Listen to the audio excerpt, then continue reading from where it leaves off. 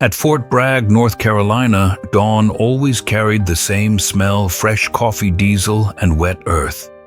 Master Sergeant Alex Carter, known across the Special Forces community as the Red Fury, sat on the edge of his bunk cleaning his combat knife with surgical precision. He wasn't a man of speeches or medals, but when he smiled, even the youngest Green Berets felt like everything would be okay. He had grown up in Charleston, South Carolina, the son of a mechanic and a school teacher. From the moment he could walk, all he'd ever wanted was to serve. His father had once handed him a small buck folding knife the day he enlisted. "This isn't a weapon, son," the old man said. "It's a reminder. Protect with it. Don't wound." That morning, 2018, the hangars of Fort Bragg buzzed with preparation. His unit, Charlie Company 3rd Special Forces Group, had been assigned a classified operation in the Sahel region near the border between Niger and Mali. 2 American aid workers had been kidnapped by an extremist cell. Extraction, the briefing said, was routine. But veterans like Alex knew nothing in the desert was ever routine. The team commander was Captain Mark Sullivan, brilliant, ambitious, and dangerously self-assured. The kind of officer who thought luck favored the bold, and that caution was for the mediocre. For weeks they trained under the Carolina sun: night navigation, close quarters drills, urban climbing. In the evenings they gathered in the mess hall for black coffee and breakfast burritos. Their medic Tex Galvin always joked, "We eat together before hell breaks loose, keeps the ghosts from getting lonely." That sense of brotherhood, of belonging, was what Alex loved most. The trust built from knowing the man beside you would take a bullet if it meant bringing you home. On June 14, 22, Ouazzouao local time, deep in the Sahel, that trust would be tested to its limit. The convoy rolled along a narrow dirt road, headlights dimmed, moon hanging heavy above the dunes. The heat of the day still clung to the air like a fever. Inside the lead Humvee, Alex sat behind the driver, checking his GPS. Intel had ordered the extraction to happen at 0200, when the moon would vanish. But Captain Sullivan, riding shotgun, turned and gave a curt nod. "We move at midnight," Sullivan ordered. "Sir, under full moon, they'll spot us miles away," Alex cautioned. "Follow the order, Sergeant." Those were the last calm words before chaos. At 0017, the night tore open. A blinding flash, then sound, pressure, dust, heat. The explosion ripped the armored truck off the ground and slammed it sideways. Alex's ears rang like broken bells. When he came to the world was orange and screaming. Diesel burned. Radios crackled. Someone shouted his name, then silence. He crawled through fire and smoke, dragging Sergeant Diego Ramirez, his closest friend, toward what used to be the road. Another blast threw him backward. When the shockwave faded, all he could hear was the wind. The sky glowed faintly from the flames of the wreckage. No movement, no voices, just the smell of iron and ash. Alex staggered to his feet, blood dripping into the sand. He tried the radio static. He tried shouting, nothing. By dawn, a French reconnaissance helicopter found him wandering through the dunes, half-burned uniform, half limping, half alive. He was the only survivor. Weeks later, back on American soil, grief turned into scandal. The families of the fallen demanded answers. The press called it the Sahel fiasco. Military officials, desperate to save face, convened a court-martial at the Pentagon's War Court Hall. Captain Sullivan testified that Sergeant Carter had disobeyed orders and deviated from the planned route. No one in the chamber dared to challenge him. Alex listened in silence, jaw-tight, eyes forward. When the prosecutor finally offered him the chance to speak, he stood. "Do you admit acting on your own initiative, Sergeant?" "I acted to protect my men," he said simply. No more words were needed. The verdict came down cold and fast: 10 years in military prison, dishonorable discharge, and revocation of all honors. His name erased from the Special Forces rolls. Sullivan, meanwhile, received a medal for exceptional leadership under hostile conditions. Sometimes truth is the first casualty of war. The first months in Leavenworth Military Prison were a silent hell. Alex spent his days replaying every decision from that night. On the gray concrete wall of his cell, he carved the names of his fallen brothers with the tip of his father's buck knife, Diego Hassan Torres Riley. Beneath the list he etched a single line, "We never leave anyone behind." At night, sleep offered no peace, only flashes of the desert screams swallowed by the wind faces turned to dust. When he woke, the cell was always the same, colorless, airless, too small for all that guilt. Years passed like fog. His fury faded into something quieter, a weight not of hate, but of responsibility. Then, in 2024, a reform in the military code reduced his sentence. One morning, the warden handed him a folded uniform, civilian clothes, and an envelope stamped "Release." No one came to meet him at the gate. He walked out into the Kansas sunlight with a small backpack and a worn photograph of his unit. "Forgive me," he whispered to no one. He boarded a Greyhound bus heading east. The seats smelled of vinyl and loneliness. An old woman slept by the window, her head resting on a grocery bag. Alex watched his reflection in the glass, a man in his 40s with eyes that had aged into their 70s. Outside, the endless plains stretched like a sea of faded gold. For the first time in years, he wasn't afraid of dying, only of no longer knowing who he was. The bus rolled toward Washington, D.C. as the sun bled into the horizon. Traffic lights flickered through the drizzle. He stepped off near Union Station, blending into a city that didn't know his name, didn't care about his scars.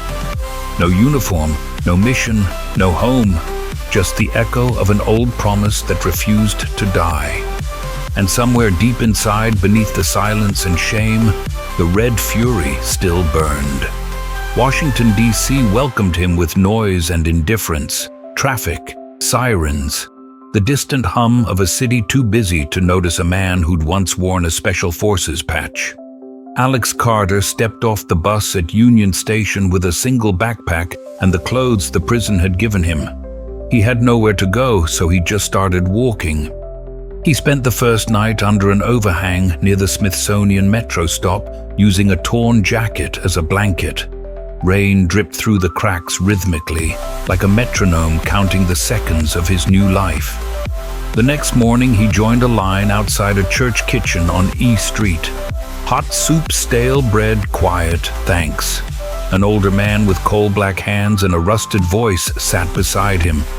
First night, the man asked. "Yeah, second one's easier," the stranger said with a dry grin. "Name's Mike. Used to work the Pennsylvania mines before my lungs quit." From that day, they shared everything: water, food, silence. Mike the miner had been on the streets for a decade. He taught Alex which shelters were safe and which weren't, where the cops didn't bother you, how to stay invisible. Every dawn, Alex washed his face in the public restroom of Lincoln Park and sat on a bench watching joggers pass. Young people with earbuds, veterans with prosthetic legs, families walking dogs. The world kept moving perfectly fine without him. He didn't feel anger anymore, only stillness. Weeks turned into months. Alex picked up day jobs when he could, hauling boxes at a warehouse, unloading groceries behind diners. The cash went to food, and whatever was left to small kindnesses for others: a blanket for a sleeping vet, a sandwich for a kid. He never spoke about the war. One cold night in late September, the rain returned. He and Mike searched for shelter near an old industrial park by Route 1 in Hyattsville, Maryland. They found an abandoned auto repair garage with the lights still faintly glowing inside. The metal door hung half open. Mike hesitated.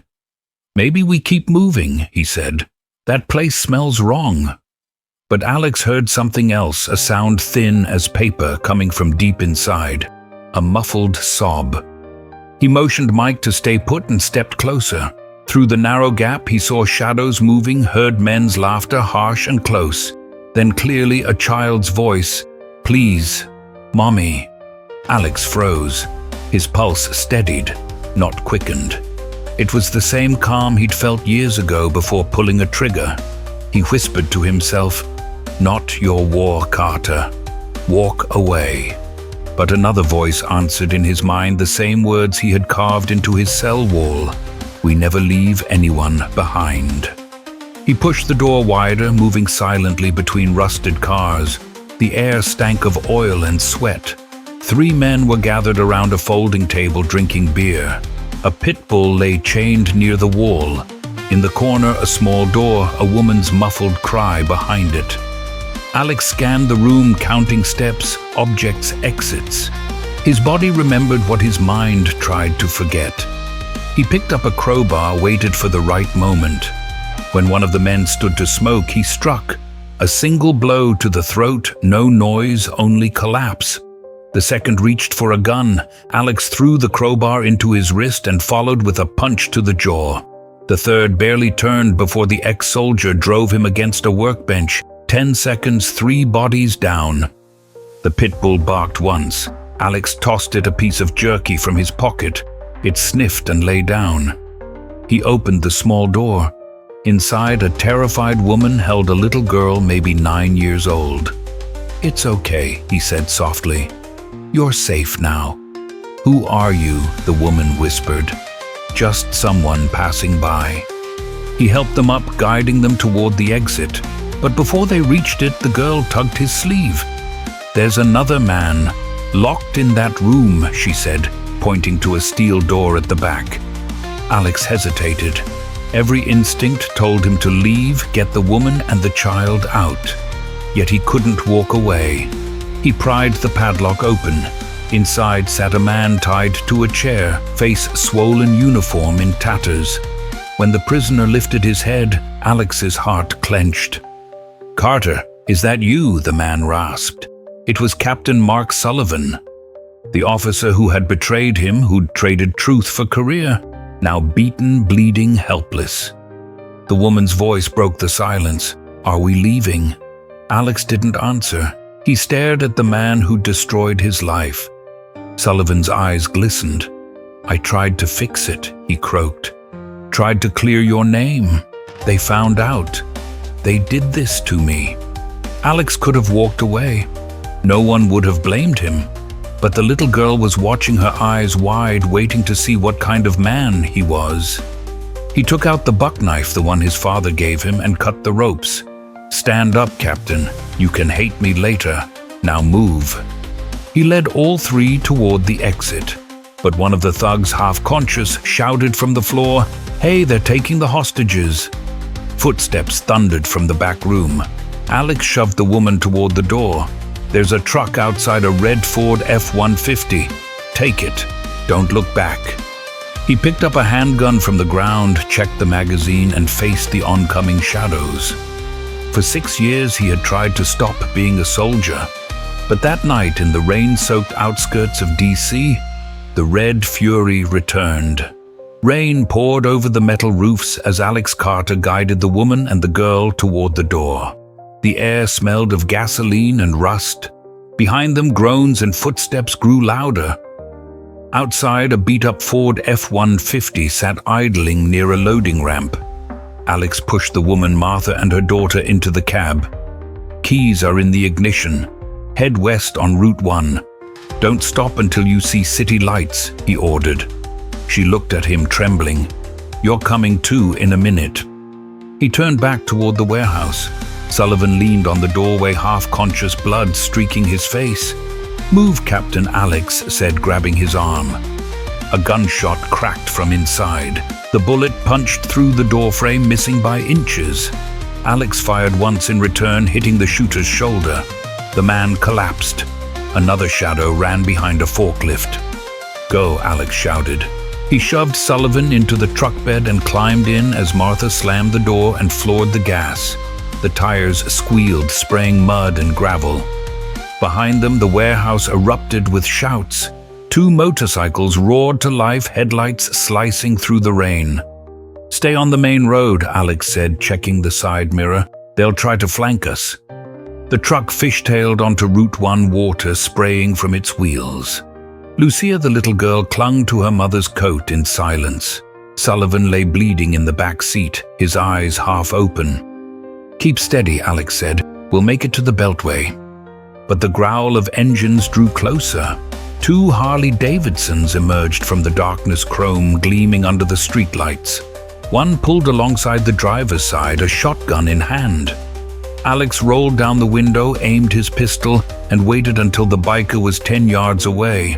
One squeezed front tire burst. The Harley spun, sparks flashing as it hit the guardrail. The second rider swerved but kept coming. Martha gritted her teeth. "We can't outrun them? Then don't. Keep it straight." He leaned out again, bracing his arm on the doorframe. The second biker fired. The truck's rear glass shattered. Lucia screamed. Alex returned 2 rounds. The Harley veered, skidding sideways across the rain-soaked asphalt and disappeared into the ditch. Silence, just the hiss of the wipers. Martha's hand shook on the steering wheel. "We're now Interstate 395. Head for Walter Reed Medical Center. They'll have guards there." Sullivan groaned in the back seat. "Carter, save your breath. I need to tell you later." His own side burned. He hadn't noticed the cut until the adrenaline started fading. He pressed a hand against the bleeding. Warm, deep, but survivable. 15 minutes later, the glow of DC rose ahead. The rain eased into mist. Traffic was thin, midnight commuters, taxis, and police cruisers parked under bridges. As they turned onto the access road by the Anacostia River, a white van suddenly blocked their lane. 3 men stepped out, flashlights slicing through the dark. "Down," Alex barked. He grabbed the wheel, slammed it left, and the F-150 clipped the van's bumper, sending it spinning. Gunfire erupted behind them. Bullets shattered the taillights. Martha kept driving. Her breathing was ragged, but her focus was steel. "We're almost there." Through the windshield, the hospital complex appeared, floodlights, a guard booth, the American flag whipping in the wind. Alex lowered his weapon. "Pull in fast," he said. They burst through the gate. Guards raised rifles, then froze as they saw the bullet-riddled truck. 3 injured, Alex yelled, stepping out with his hands raised. 1 critical. Security swarmed the vehicle. Paramedics rushed forward, pulling Martha and Lucia to safety. Sullivan slumped forward, blood pooling on the seat. As medics lifted him onto a stretcher, the officer managed a whisper. "Carter, I was wrong." Alex steadied him by the shoulder. "You'll tell them yourself." When the gurney rolled away, he finally exhaled. The hospital lights blurred in the rain. The smell of antiseptic mixed with diesel and blood. A young nurse approached. "Sir, you're bleeding. Please sit down." He nodded, voice fading. "Just a scratch." He slumped against the truck's strength, leaving his body. The world tilted, color draining to white. The last thing he heard was the distant wail of sirens and a voice saying, "We've got him. He's going to make it." The world returned as a pulse beep and the smell of antiseptic. Alex Carter opened his eyes to white light, a monitor flashing beside his bed. His arm was wrapped, his ribs bandaged, and outside the window, dawn painted the clouds pale gold over Walter Reed Medical Center. For a moment he thought he was back in the desert, until he saw the hospital gown and the IV in his wrist. A nurse entered, smiling. "Good morning, hero." He frowned. "Hero? You haven't seen the news." She nodded toward the small television on the wall. On the screen, the charred remains of the Hyattsville warehouse firefighters dousing smoke, ambulances loading victims.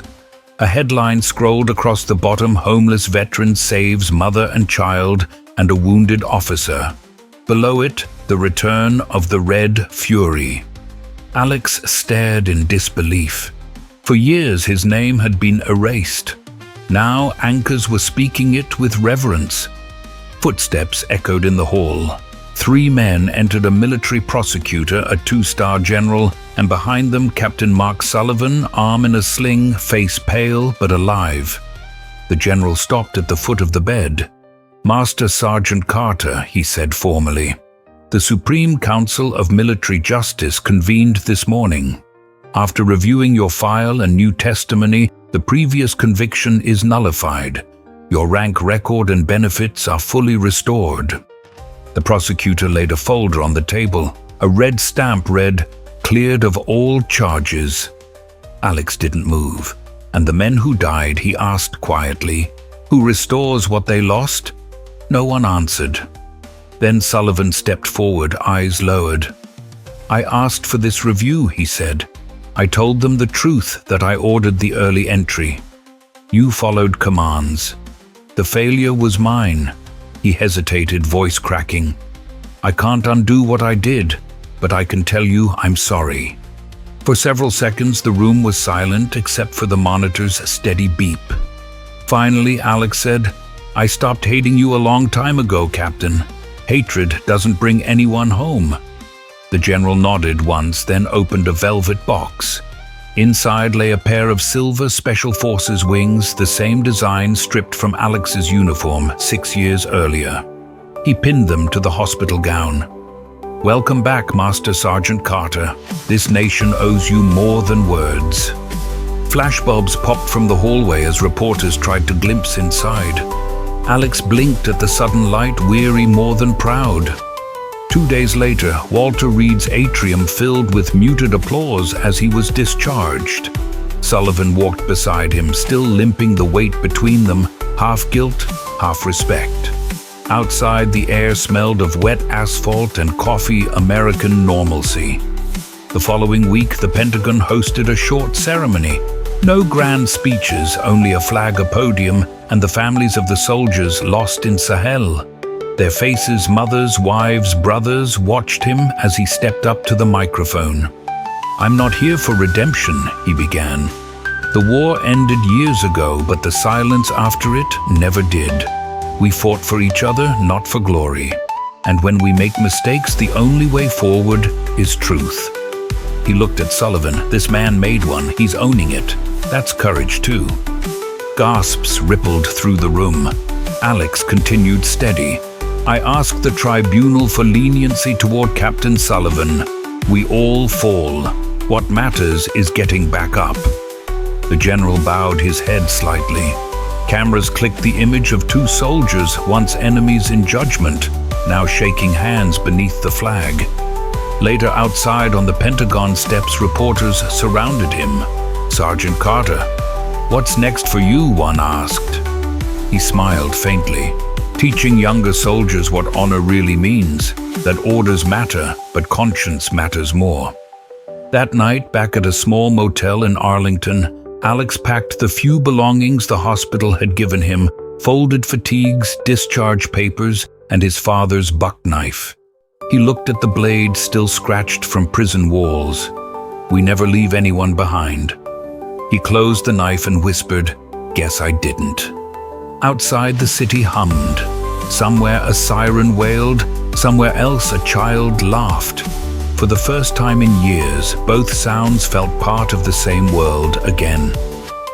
2 weeks later, Fort Bragg looked almost the same as the morning Alex Carter had left it years before. Pine trees along the perimeter road, the smell of coffee and gun oil in the air, recruits jogging in cadence through the fog. Only the faces were new. The army kept the ceremony small, just a few officers, the families of the fallen, and some of the younger soldiers who had grown up hearing whispers about the Red Fury. No stage, no band, just a folding podium and the flag at half-staff. Alex wore his restored uniform for the first time. The silver wings gleamed against the dark green fabric. They felt heavier than he remembered. When the adjutant invited him to speak, he stepped forward, slowly, notes trembling in his hand, then lowered them. He didn't need paper. "War doesn't really end when the shooting stops," he began. "It ends when we can look at each other and forgive. I didn't come back for revenge. I came back because I still believe in what this uniform is supposed to mean: honor, duty, and decency." He looked across the crowd, wives clutching folded flags, a few old sergeants standing at attention. "We fight to protect, not to destroy," he said. "And sometimes protecting means telling the truth, even when it costs you everything." Behind him, Captain Sullivan bowed his head. When the speech finished, Alex turned toward him and offered his hand. Cameras clicked. The gesture said more than any medal. The general closed the event quietly. May this remind us that justice delayed is not justice denied. Then the ranks dissolved and people drifted away in silence. A week later, Alex drove a rented pickup down a quiet road outside Fayetteville National Cemetery. He carried a small box wrapped in cloth inside his red neck scarf and a leather bracelet that once belonged to Sergeant Ramirez. The graves lay in perfect rows, names etched into granite, each one a story that never reached the headlines. He placed the box on an unmarked headstone and knelt. "Rest easy, brothers," he said. "Mission complete." For a long moment he stayed there, listening to the wind move through the pines. The anger that had shadowed him for years was finally gone. In its place was something quieter, peace, or maybe acceptance. On the drive back toward the base, he stopped at a small diner just off Highway 401. Martha and little Lucy were waiting in a booth near the window, 2 steaming mugs of hot chocolate in front of them. The smell of fried eggs and maple syrup filled the room. Lucy waved when she saw him. "You made it." He smiled. "Told you I'd be here for breakfast." They laughed, and for the first time since the Sahel, his laughter sounded like it belonged to the same world as everyone else's. Martha touched his arm. "What will you do now?" "Keep serving," he said. "Different kind of mission. Teaching new soldiers not to lose themselves when things go wrong." Outside, the morning light caught the chrome of passing trucks turning the asphalt silver. The day felt ordinary, and that he realized was the greatest gift. Months later, at the Special Forces Training Center, Alex stood before a group of recruits. On the whiteboard, he wrote a single line. "We never leave anyone behind. We never let the lie speak for us." He turned back to the room. "That's not just a motto," he said. "It's the only way you stay human out there. You'll see things that test everything you believe in. Don't let hate make your choices. Let honor do it." The room was silent. Somewhere outside, a bugle sounded the noon call. Sunlight slanted through the windows, catching the insignia on his chest. That evening he sat on the barracks steps watching the sunset burn over the Carolina pines. The sky was red, his color, the one that had followed him through war and shame and back again. The red fury the papers had called him. But he knew the truth. Fury hadn't saved anyone. Forgiveness had. He whispered the words that had carried him through prisons, deserts, and city streets' code of honor. Always. The wind carried them away soft and final. And somewhere deep inside the base, another day of training began. New voices shouting cadence, new soldiers learning the same code. Because honor, like the man who'd reclaimed it, never really dies. Thank you for staying with us until the end of Code of Honor, the Red Fury. Stories like this remind us that true strength isn't found in medals or victories. It's found in integrity, forgiveness, and the courage to stand for what's right, even when no one is watching. If this story touched your heart, please give it a like, share it with others, and subscribe to the channel so we can keep bringing you more tales of honor, redemption, and humanity. Your support means the world to us. Every comment, every view, every share keeps these stories alive. We'll see you soon with another story. A new voice, a new lesson, but the same timeless truth: honor never dies.